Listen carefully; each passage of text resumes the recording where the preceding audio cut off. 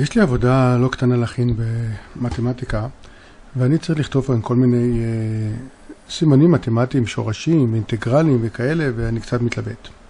לשמחתי יש לי Windows 7.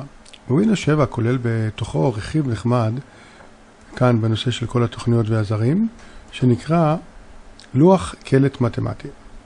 כשאני בוחר אותו אני מקבל כתוב ביטויים מתמטיים כאן.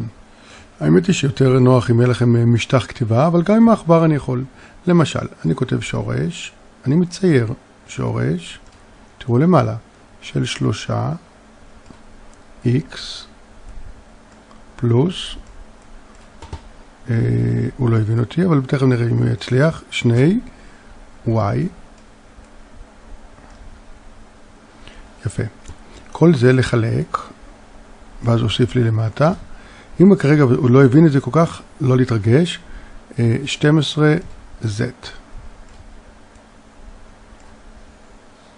את ה-2 הוא לא הבין, אז בואו ננקה. אני אגיד לו תמחק רק את ה-z, ואני כותב מחדש את הסימן z. לא, הוא לא הבין. אז בואו נגיד בחר ותקן. אני מסמן את האזור הזה הבעייתי, ואז הוא נותן לי כל מיני אפשרויות. האם התכוונת לאות z? כן, זה האות שרציתי. אז הנה כאן האות z. כל זה שווה, אני חוזר לכתוב, שווה, ובואו נעבור לכאן, נכתוב 2x, אוקיי.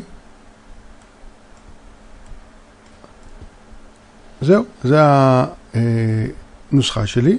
אני יכול להגיד לו תוסיף לי אותה להיסטוריה, אני בא לכאן, ואני מדביק ימין בעכבר וצרף.